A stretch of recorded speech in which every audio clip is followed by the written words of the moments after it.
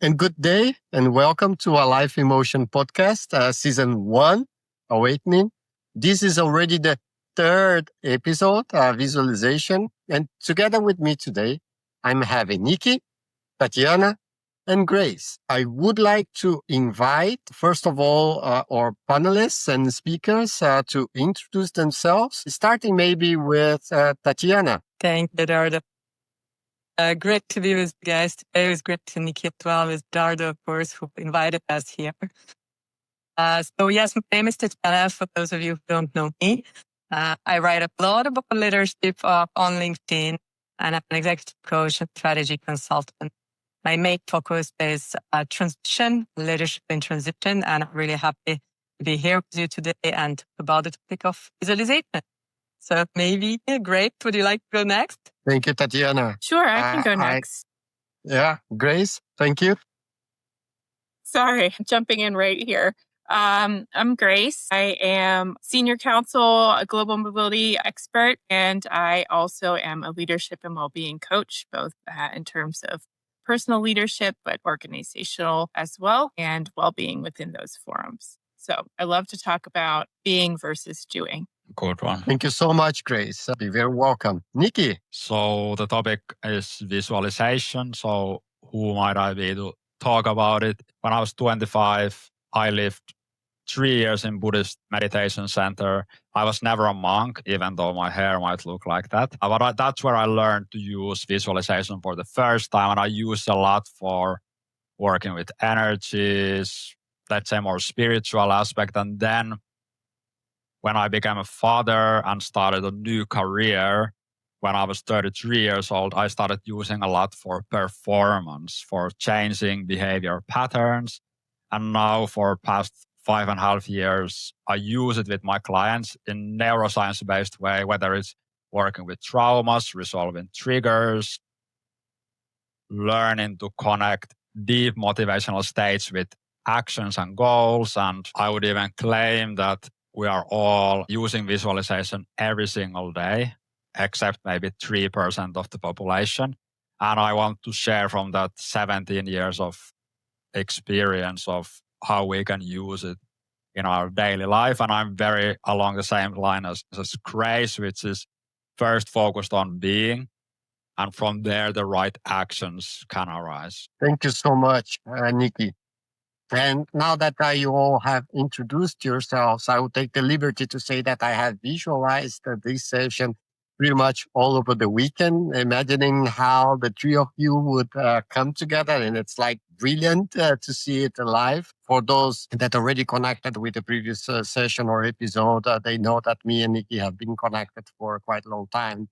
And I had a chance to participate in one of his trainings, and it was a wonderful life experience where much of what we are going to talk today was actually put in practice. I am connected with Tatiana for quite some time now, right, Tatiana? It doesn't look like, but I would say even over a year now. And we had a chance to meet up together once in person in Geneva, and I could confirm that she is this extraordinary coach and leader that brings up and keeps bringing this value over the community. And that's where, again, we connected. And just like it happened in other sessions, I am blessed having Grace here together with us as well, who is rather a new connection in my network. I would say maybe not so new because we are connected with Awaken Family, another big family that I feel so proud to be part of. And then immediately we connected on values, on what we want to bring forward. And I felt, well, that's amazing because again, we have this connected experience that brings me from a little bit past to my present and bringing together different perspectives. That helps the audience get in different flavors of what visualization is about, what we can do about it or with it, and how we get to experience. So thank you so much, all the three of you. It makes a big difference for the audience that you're here today. And for that reason, I would immediately dive into the topic and ask you, what is visualization for you? And before you start giving the answers, I will admit that in my book, I never gave a specific definition of that. I went more through examples and practices that I went through, because I do understand that from definition, we come often from the perspective of this process of creating mental images to achieve goals. That's where visualization boards and things of that nature also come from. And at the same time, I know that we start navigating a little bit towards something completely different. And I know that Grace will bring that topic up later today. When we start putting more of our emotions, more of our senses, more of our inner selves into it, and then what is it possible from there?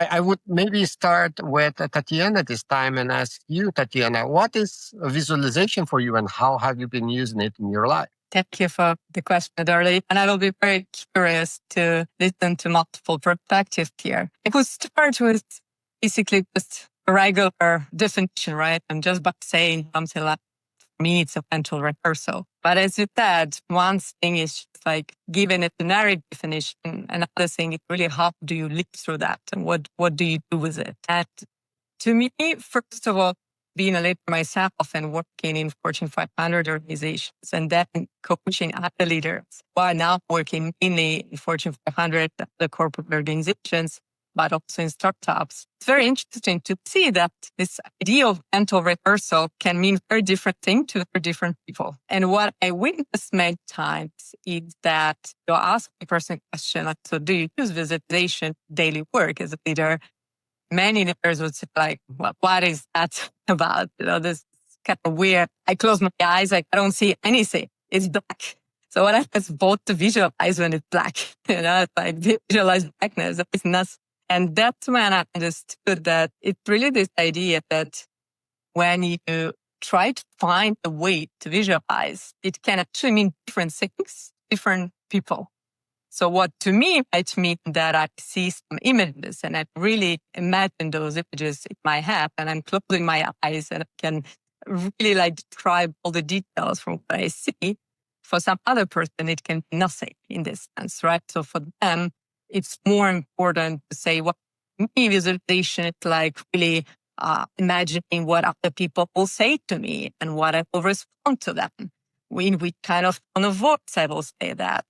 For some other people, they can focus on their posture, say, well, I feel like my feet are really touching the ground and I feel like my shoulders are really down. I feel really confident. They start describing different parts of their body and how they feel in their body, right? What they're sensing. And that's, I guess, the beauty of visualization. There is not one definition. That's what I believe in. It's not one definition that would be the same for all, but pretty much it's using the power of your brain to find your own definition so that it can work in your specific case. So that's what it is to me. It connects so deeply with me, especially when you're talking about how clear you can see it when you're practicing it, Tatiana. I'm immediately back to my kids and the kind of life I honestly visualized for myself, to the degree of how the place would look like, how walking on the street would look like, and then getting so much of that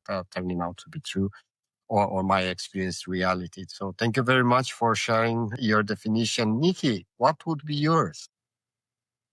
I love that you add this perspective, Nikki, because in the end, it's true on both sides, isn't it? If we are visualizing all the time, that means that we get to visualize the good and we get to visualize the bad. And depending on where we are coming from, we even get to manifest a lot of that, right? So, but I won't extend too much there because I know the question will come. I will just hand over to Grace and ask, Grace, what would be your definition? Yeah, I don't have a definition that is easily just stated in a sentence, but I will tell you, for me, I am a very type A, tendency to be rigid or high achieving, high production type of person. And the way I originally came to meditation and the first way I was able to even meditate at all was through visualization.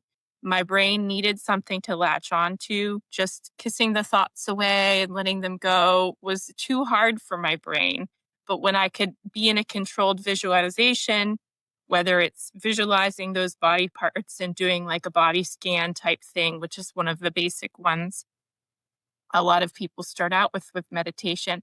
That sort of visual was the first way I was able to meditate. So taking that visualization definition further, I think it's a general term because I think it can encompass more than just vision, right? I think there's some auditory and kinesthetics involved. Not everybody is a visual learner or best visually learns. Some people prefer to do inner narration and external narration of their situation, which I think Tatiana and Nikki have both touched on with that sort of rehearsal piece. What are they going to say? What am I going to say? So that's like a level of narration. And then combining it with breath work, with small movements, even doing it while you're exercising, kind of the visualization gets the neural pathways really stronger. And I think that's all included within visualization, even though we use it. I see it as a general term. Thank you so much, Grace. And I appreciate that you don't have a specific definition. I felt so connected there because when I wrote the book, it was more or less on the same ways. I couldn't find one way in which I would express that experience, but rather telling how I experienced it and what I did and what I've got in exchange. That made so much more sense to me. I also heard and heard in the preparation of this session before when we were warming up. And then where does visualization stops and where does manifestation starts? What is the difference? Is there a difference? What are the overlaps and so on? So maybe I would invite you back, Nikki, to comment a little bit on your views about that. What is manifestation in this picture? We love that. That makes for the best lives, Nikki. Okay. It was too tough. He would contradict himself and then he couldn't hold it. No, it's just a little technical issue. He will come back. Maybe I'll move to Tatiana and ask you, Tatiana, what do you think? Where does the manifestation come? Looks like Nikki tried to get back, but probably it will take him some time. Okay, well, maybe I will start and just share a bit my perspective and Nikki, maybe, no. Probably not. I will start and then Nikki will join when action will be stable. So from my side, it's very interesting, in fact, because I've been using already for quite a few years, different techniques, and I've been interested in both sides, right? So the side that is more visualization, and the side that is more on the manifestation. And it's very interesting that, at least to me, right, I will speak from my own perspective and I will be very curious to hear what you think, guys. But to me, manifestation is not always about the exact details of how what you want really will come to life. So there is this certain goal, there is certain idea that you have. So you have clarity about what is the driver, what is your passion, what is this whole thing about. But isn't that manifestation, again, at least how it is to me, you need to give space to everything that's around you to open up and reveal itself around yourself in certain ways that sometimes you don't even know yet. And that is, to me, the difference between visualization and manifestation, because at least in visualization, how I'm used to think about it, you have not only very specific what. So let me give you an example. Let's say my client is about to have a very important interview for a very important job. And they know exactly that I want to be really good there. I want to perform at my best. I want to get this. They have very much of a clarity of what they want. They have very much of a clarity which kind of interview it will be. And they want to rehearse in their mind this whole situation, how it will happen. And then they tap into the tool of visualization to make sure they can prepare themselves already mentally so that once they're there, they will be able to react to all sorts of stresses and challenges in a better way. But manifestation to me is more about, I want to manifest, let's say, I don't know, some sort of a role. I don't know exactly that, but it will be. But let's say I have a passion, invent now, someone has a passion for sustainability. Someone wants to really bring an amazing impact in sustainability field. He or she doesn't know exactly how it will look like, but she's already starting to manifest it to say like everything that will evolve around me, I want it to bring me closer to this ideal. So that to me is the difference between visualization, that it's very much on what and how and the details of it, and manifestation, where I feel you need to leave some space for certain things to evolve in a way that are unexpected to you at this point. I heard it as if there's a need for more space when we are manifesting. With visualization, we try to be more specific. Is that the direction you were trying to steer us to, Tatiana? From my perspective, yes, this is where I'm coming from, and this is how I use the techniques in my own life, but also how my clients would be using them. But I would be happy to hear what you think about it and to hear your perspective, guys. I absolutely love you. Thank you so much, Tatiana, for that perspective. Nikki, you were introducing yours. Maybe you can bring that one back and also balance with the perspective of Tatiana. Well, everybody can hopefully manifest me to stay here in the session. Let me start from how I work with it and what I mean about the manifesting that I think is not probably good idea to entertain, but I think we are very much along the same lines with both Tatiana and Grace based on what I heard them saying. It's like Grace talked about being first. So visualization can be you, especially if we don't define it as just imagining something, but we can discover, understand, connect emotionally, truly feel and see what is deep down. How do we actually deep down see us? Who am I deep down? And that can be done when we are in a deep relaxed state. Visualization is very useful for that. And that's the levels of who and why and what is valuable and all that. And then from that emotional state, then using visualization, like how would I act from here? What would I do? Then there's that's what alignment means, that basically our action matches with who we want to be. From brain perspective, it's extremely important. Our brain pulls energy and motivation, attention away from activities that don't match with how we want to see ourselves. Most of the time, the mistake, let's say, we make is we try to make change happen by forcing the how and what. Just like Tatiana was saying, this will not work if we don't understand who we are and what is important to us. And so whether people call what I just said manifesting or visualization, of course, doesn't matter to me and shouldn't matter to you what I think about it. What I mean by when I emphasize visualization different from manifesting is this very attractive idea that if I just imagine something, I will get it. That's like modern version of praying God to give me things that I want. It's kind of very disconnected from ourselves. And from Buddhist perspective, and you definitely don't need to share it, it is that everything is a reflection of our mind. Every single thing we are experiencing, how we are experiencing it, is a pure mirror and reflection of the internal. So from that perspective, I could say that we can call that manifestation. One more thing, there was something really important I want to say, is that from neuroscience perspective, when, for example, we have a very strong feeling that I want to contribute, I want to give something important to others, and I see other people on high level, if we have this kind of strong feeling, our reticular activation system, also known as RAS, will actually filter out all our experiences to support that. So from neuroscience perspective, we could say that that part of the brain is very much connected to, if we want to use the word manifestation, because right now, all of us, we could pay attention to anything else except these words that we are hearing.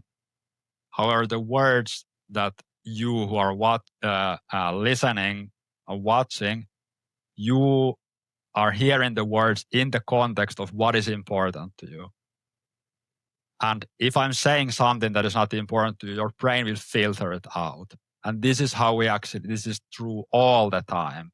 So if the final thing to this, if we think that people are really capable, that people are deep down kind and good, that's what we will see. And we will not be naive. We will actually see that if we think that the world and people are deep down just selfish and not good, that's the world we'll be living in, because that's how our brain filters impressions based on what we think is important and valuable in life. Whether that was a clear answer, hopefully it gave something. It was a very clear answer and very packed too, Nikki. I could definitely see the connection with what we were talking at the beginning, right? You bring the stories, you build the stories that are tying back to whatever you're visualizing, and good or bad, those things are going to happen in your life. And then eventually we call that manifestation, or we call it something else. And the thing that keeps me really interested about the team is that very often people see it from the negative aspect of it, but not the positive aspect of it. So they're capable of doing all this creation, and they can see it happening as they are feeding the negative stories.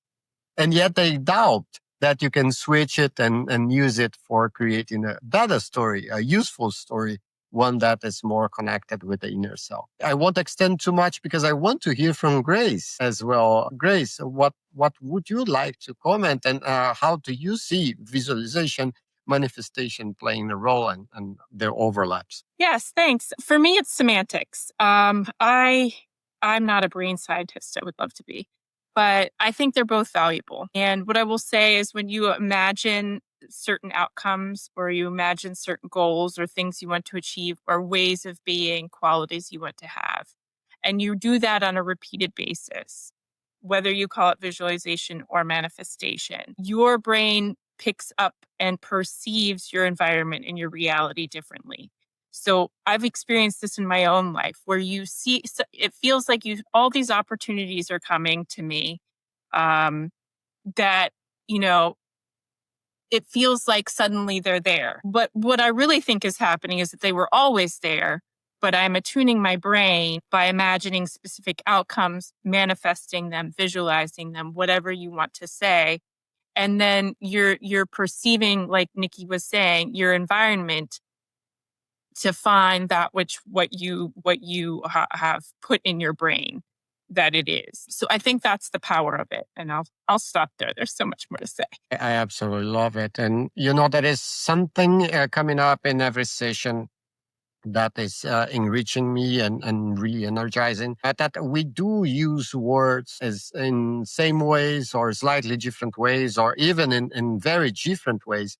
And I feel it's so helpful when we have a session like this and we get together and we align on how we see it and how we feel about the specific terms that we are using in order to drive the conversation. And I'm really thankful to every single one of you that have kindly shared the perspectives. Now that we understand it from a more similar angle, does visualization help us achieve more? Is it effective, really? Or is it daydreaming? And when is that one thing turns into another? Maybe, Tatiana, you could get started with us a little bit here. Thank you, Dardo. It's a very interesting question, because, like with everything, pretty much everything in this life, you could use it for the best, but you could also have the side of it that is the evil side, right? So you might say that even if you overeat fruits, fruits per day can be very good for your health. But let's say you're eating 3 kilograms of fruits per day. Like, is it really something you want to do? Probably not. So, like with everything, I think visualization is really one of those tools where you need to ask yourself, first of all, what do I expect by using this tool? Why do I need it? Right? Like, how is it helpful in my particular case? There are a few things that I see happening. So there is one trap that can take case is that you're saying, well, you know what, I'm such a great visualizer. I can visualize anything really. And so I can visualize more and do labs. And then you're tapping into this visualize. And you're doing going down, and you just hope that things will magically happen. And all of a sudden, they don't always magically happen, right? You're still sitting on your armchair or your sofa and somehow wonder why nothing is happening while you're still at home, right? Kind of not even getting out there. That is one risk to that. But I also do another side of the risk that is not going into the mode of like, I will just visualize and not do anything, but going into the mode, okay, let me visualize something absolutely outrageous. Let me visualize some, crazy outcome, and it will be so ambitious, so challenging, and I will visualize it, so I will get it. But the risk there is that when you're trying to convince yourself that you want to visualize it, your brain goes into a bit of like, one, this is just not real. And you're starting to have conversations in your own head of like, yeah, I'm sure you're visualizing this, and this doesn't even sound like it can ever happen. And you visualize it like for this year, like, I must be kidding me. So there's like this inner voice occurring inside of yourself that is actually challenging your own visualization. And you don't want this to happen, because what you want to happen is that you are thinking about those goals that scare you a little, but excite you a lot, right? Because if they scare you too much, then there is a risk that your own tool of visualization will not be effective and efficient enough to actually get you there. And so that you need to readjust, ask yourself once again, why am I using it? What is that outcome that I want to get? How realistic it is? So is this kind of something that is exciting for me? Very exciting, but still I feel a bit scared, not crazy scared, that I'm in a panic mode already. And then if the answer is yes, then go for it and use visualization that will not turn into daydreaming and neither turn into something that is actually counterproductive for you. So those are the two paths that I wanted to mention that I came across, at least in my work. I love that, Tatiana connects so deeply when I'm thinking about the stories that we start creating then in our minds and this debate. Okay, I am visualizing this, and then my other self is saying, yeah, but that's not true. Stop with the bullshit, right? And no, but then how's that I am capable of visualizing that? It's not, right? It's then just restricted to some part of me, and since I'm not capable of integrating it, then the chances of anything happening are drastically reduced. If at most I'm going to feel stuck, frustrated, and disappointed that I have tried to practice it like this, and then it didn't work, to the point that it can get overwhelming. Nikki, how do you see that? And what would you like to add? Yeah, I will actually continue with what Tatiana laid as the foundation, because I agree with everything she's saying. So maybe I'll just add a little bit detail to it. For example, what will, let's say, what would be the word, strengthen the likelihood that not only will I have a lot of energy to go towards it, but I have confidence and ease and calm that I actually can create that outcome. While I enjoy the journey there, as cliche as it is, that's extremely important that I'm enjoying this way there. And from brain perspective is when we imagine that we, instead of using goals, I often actually use the word that I want to create something, feels so much different. I want to create that outcome instead of I want to achieve that goal.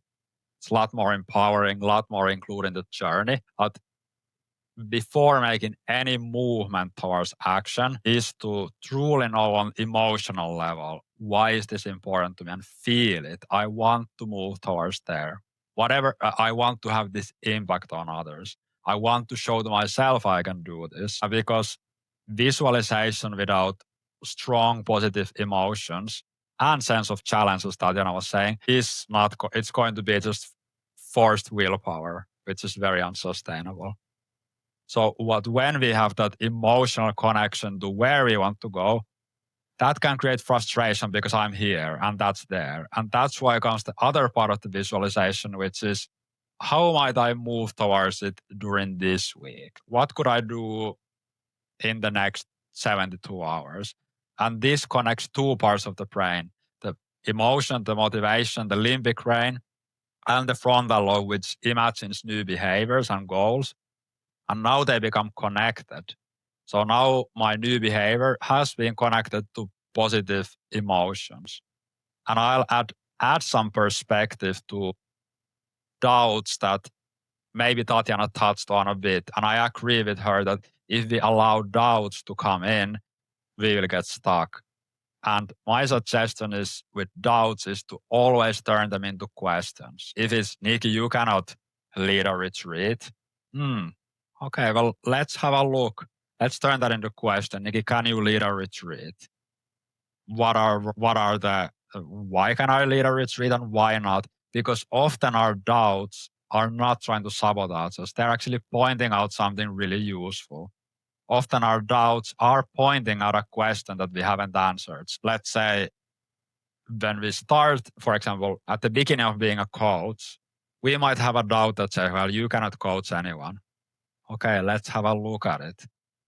Let's turn it into a better question, and we likely will recognize that, yes, I need to probably improve my skills a bit. I personally, whenever I have doubts, I just take them in front of my mind and look, how do I turn this into a useful question?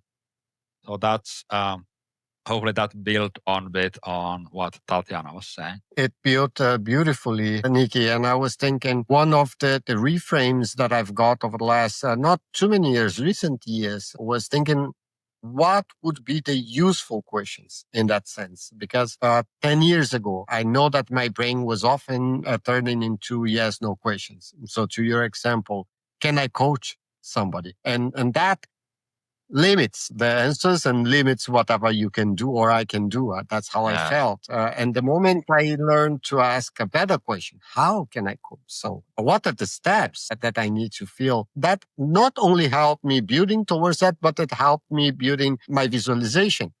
Because then I was not just seeing the outcome, I was seeing the path that was in front of me and how I would approach it. So thank you so much for that. It was beautiful addition to Tatiana's. And then I would love to hear from Grace because I'm very curious. How do you see it, Grace? Yeah, so I think the original question was the limitations or maybe the unintended negative consequences of it. And so I have maybe two things to say on that. There is this concept of negative visualization, you might call it, where you would actually do envision, worst case scenarios or the things that you fear will happen might come true. And it's used as a tool to okay, how would you act? How would you deal with that as a method to reduce stress and anxiety or fear in a situation? I think there is that use of it. And I also think for people, all of us are a bit prone to negative thinking in the sense that we were sort of evolutionarily designed to look for the negative for survival purposes. So I think if you're particularly prone to anxiety or depression or things where we're focusing on the negativity is really hard, I think there could be some unintended negative consequences in focusing too much on that sort of negative visualization, so to speak. So that's one aspect I wanted to mention. The second aspect is jumping off of what Tatiana and Nikki had been saying about having a vision that's so big and then your mind doubts it and that maybe it's a little bit counterproductive. So Nikki's saying, okay, what are those doubts? Let's turn them into questions. So useful. I also want to add that in creating these big visualizations, wouldn't want you listeners to think that they can only visualize what they know is achievable. I'll use sports to illustrate it because I know some members of the audience who are listening are maybe familiar with the story about the 4-minute mile. It was thought to not be humanly possible until one person visualized it and over and over and over and finally did it. And then in the next 2 years, 36 people did it or something. So I wouldn't say that it's about necessarily, not making the vision too big. Obviously, you wouldn't want it to be something that is not humanly possible. Well, what do you know is humanly possible in an instance like that? So what I would say is then you look at, okay, what would I need to do to achieve that? Kind of like addressing those doubts that Nikki was mentioning. Okay, what kind of training would I need to go through to make that possible? And to see it as something that you can do, you do have to believe it. So if you do have those doubts, you need to address them. So that's what I would say about that. So can I add literally two sentences? Of course. Also that Of course when we can, Nikki. when we have a strong vision and we are emotionally connected to it, our brain will put challenges automatically in the context of that. So that means, for example, I want to be able to show to my children that I can go through difficult challenges. Now, when we have a difficult challenges, our brain actually puts it into that perspective, and we will practically have a very different feeling about the challenge. We might be actually even curious or excited about it. So it has a huge impact on how we see and experience things. I would maybe use this to ask the three of you, what is the role of the feelings, of the emotions then when we are visualizing things? Because maybe this is an angle we can still explore a little bit further. Eduardo, should we jump in, or you want to Anyway, assign yes. somebody? Any of you? Yes. I'm happy to begin. Go ahead, Grace. I think the emotion you were mentioning, I think when you mentioned it at the very beginning, and I think it's important because when you add in the different senses, emotion, feeling, touch, taste, smell, these make the vision much more real. And I think it creates a stronger neural pathway. Again, not a brain scientist here, but to my knowledge and reading, when you add those elements in, it's a really much stronger visualization, how you feel in it, the qualities, the way you want to be. Those are all really important elements to add to the visualization. Thank you, Grace. One Nikki, second. Tatiana. Yeah, go ahead, Tatiana. Tatiana. Thank you. Yeah, I'd just love to add to that. I totally agree with Grace. I mean, this whole idea of emotions, probably you heard many times about Tony Robbins is talking about, right? And he's always aiming to bring you into this peak prime state, right? So he's even having this whole technique that is about like timing yourself in the morning. So like by morning, because you're starting today and you don't want to like goals for your whole day being very low, right, emotionally, because that will be actually impacting everything that you're doing. So the same in a way, like you don't want to go into the process of visualization when actually emotionally you feel really sad about something, really anxious about something, really bad about something. And then with all those bad, very strong emotions, right? Maybe you're even super afraid of something, right? Then you go into visualization and you try to visualize something good. Most likely it will not work out. Most likely there will be some challenges there. Or maybe Grace was mentioning before and talked about this whole risk of actually tapping into not like this all good and the positive side of visualization, but almost visualizing something that is negative. To me, working with your emotional states, not by pushing back and pretending that those emotions don't exist, right? Because that is another thing of like, if you're afraid, if you're worried, I don't know, let's say you have a very important meeting, a very important interview, whatever it will be, right? And you are worried, you are anxious about it, right? You don't know how it will go. So to say like, oh no, I don't care. Right? Everything will be fine. I don't care if I have any bad emotions about it. Well, probably it's not true, and know that it's not true. So first, acknowledging these emotions and really listening to yourself and saying like, yes, I hear you, I feel this, and allowing yourself to have this moment, to have space, process those emotions, but then say, okay, I don't get stuck in those emotions, right? Like if I need, I can even take a piece of paper. I can just like write it all down, like letter, to myself and say, this is all I feel right now. This is all here. Okay, this is the letter, like just fold it. If I need, I can even burn it like safely, obviously. But at least say, okay, I process it. It's here. I acknowledge it, but I will not take it with me to my visualization because I still want to achieve a better outcome. Now I will go the different spirit, right? And how I can do that, I can actually use something like the priming technique with Tony Robbins, when for a few minutes, like you can just like imagine tons of good things that happen in your life. Whatever it was in your life, you're married, you had a child, you bought your cat, you got something, good grade, passed some exam, whatever it was, the first car, first flat, anything that you loved. And you imagine all that. And you're like, wow, I feel so good. Like it happened to me. Actually, there were great things in my life. Okay, now I want to go to visualization and I want to visualize my future, right? That is the right moment. So I think emotions are absolutely important part of this whole thing. It's like almost prepare for yourself before you tap into that. We know each other for a little while, Tatiana. So I know you're really good with accepting emotions, and that's definitely something that helped me personally throughout time. Trying to force something on top of something else that you're feeling at the moment didn't mix quite well for me. So thank you so much for bringing that angle. Nikki, how would you like to complement it? Almost like life or visualization without emotions is like, I don't know, like painting without colors, cooking without spices. It's just also from just purely from brain perspective, we will go towards things that we actually want to go towards. I think one of the lowest hanging fruit for our society is to recognize and acknowledge that emotions are far more powerful and they are the fuel source than the rational mind. We emphasize rational mind so much, yet what can rational mind do when we are in emotional turmoil? So, and as a side note, we also have very strong, as a society, this we label unconsciously emotions as enemies. And then we have this internal battle against them, even though every emotion is useful, like what Tatiana was saying, is even anxiety, when we really look at it, when anxiety arises, it has one message. Hey, there's something important to do.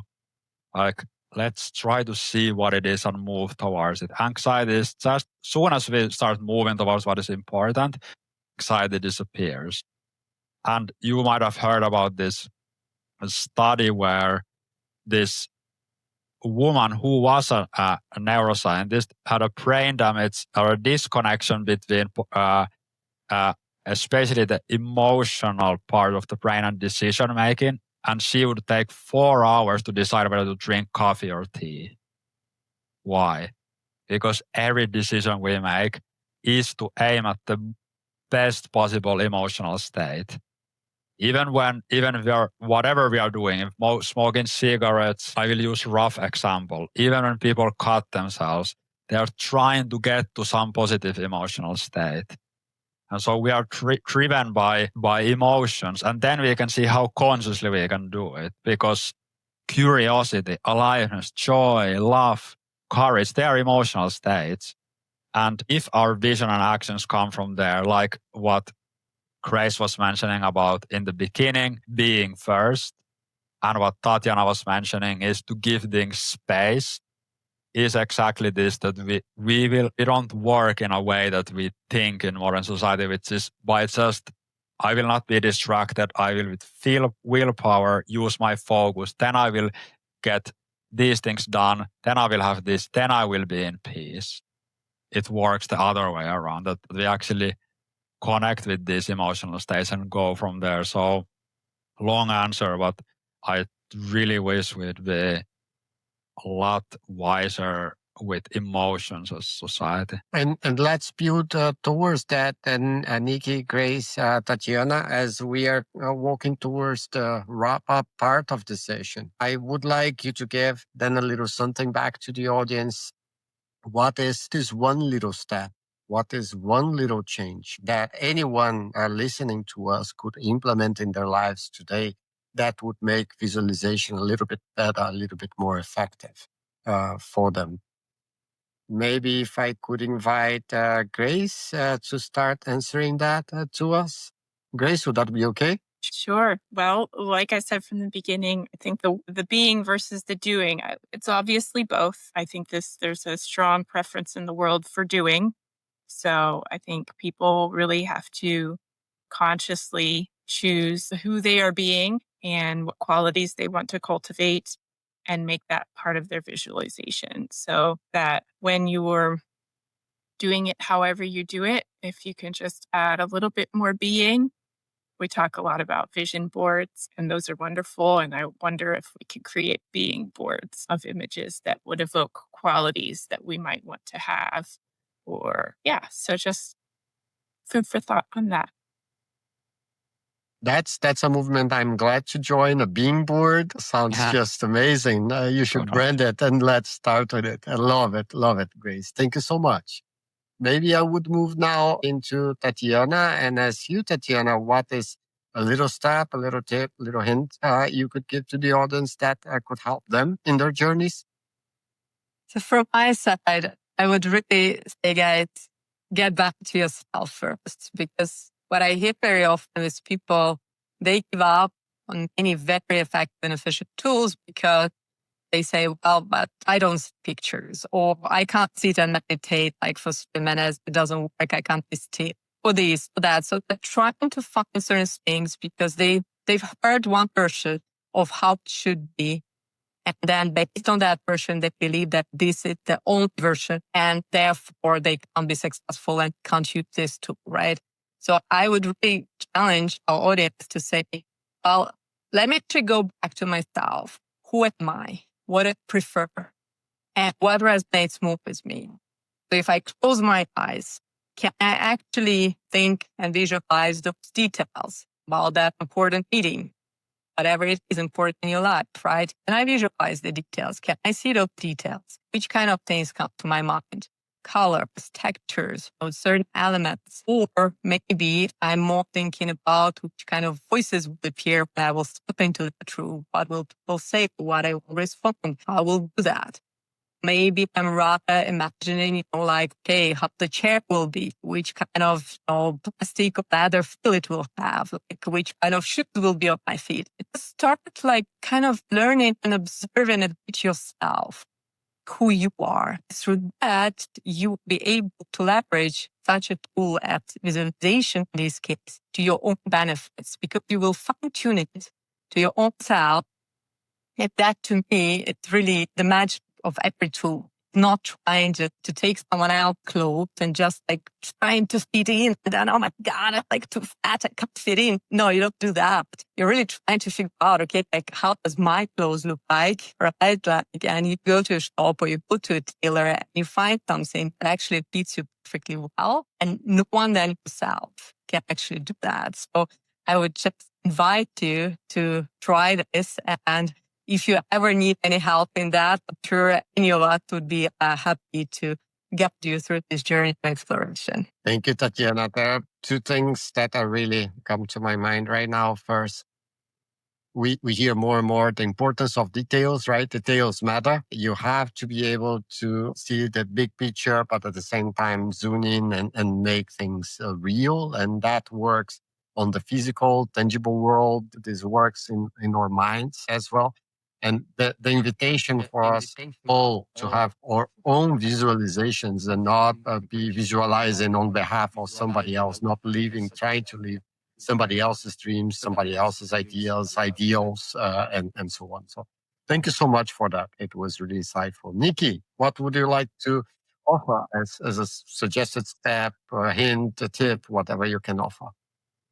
Well, let's try something. If you right now allow yourself through your whole front side of your body, like really sense and feel that in front of you, someone is appearing. And then this someone is the most wholesome, not perfect, the most wholesome version of you. The version of you who is completely okay with their flaws, with their anxiety, with their nervousness, who is also connected to things that truly make them curious, someone who truly listens to themselves.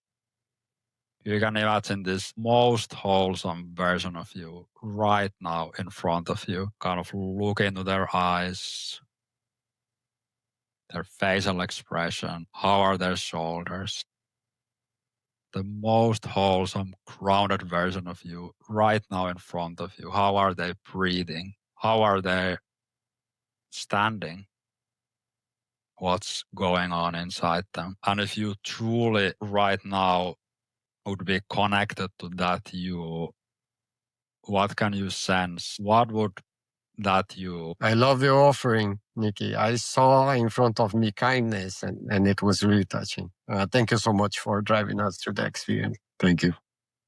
So, I think we are leading up to the end of the session. I would love to reinforce how wonderful this experience was with the three of you, and how much I value and appreciate you for giving back to the community, for making your time available, and really this three amazing insights that will help me personally to enhance my experience with visualization. If people would like to connect with you and work with you, how could they do that? Maybe this time starting the all the way around with Nikki. Thank you so much, Nikki. Now, Tatiana, how can people connect and work with you? Multiple ways. But I think the best way is really, first of all, let's connect on LinkedIn if we're not that connected. I'm always happy to see new faces. I'm writing on LinkedIn, as I mentioned, pretty much 4 or 5 times per week, depending on the week, depending on my mood. It's stories that actually are brought by real people. So please, if you have any stories, inspirational stories or questions, I love getting those, because actually that's what inspires me for creating this content. But also, I'm happy to have a short conversation and just explore if I can help you in your specific challenge. You have my LinkedIn, you can just send me a DM. You also have an opportunity to book a short call with me, and we can have just a short conversation and see if we're matched to work together.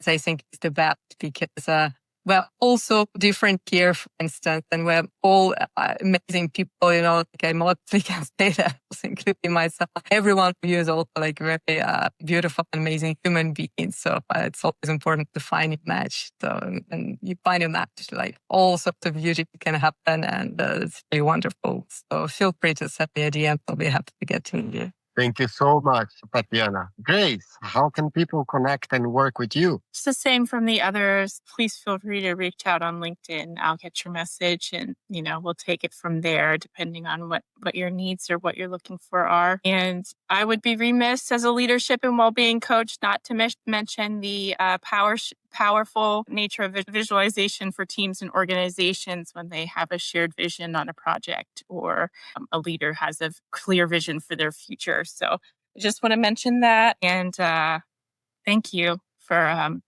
making this possible, Eduardo, and thank you to Tatiana and Nikki. Well, it's me who thanks again all the three of you. It has been a great, insightful session. I feel I was enriched by you, by your perspectives, by your experiences, and I'm hoping that this is going to touch the community as well. Thank you so much for being together with me today.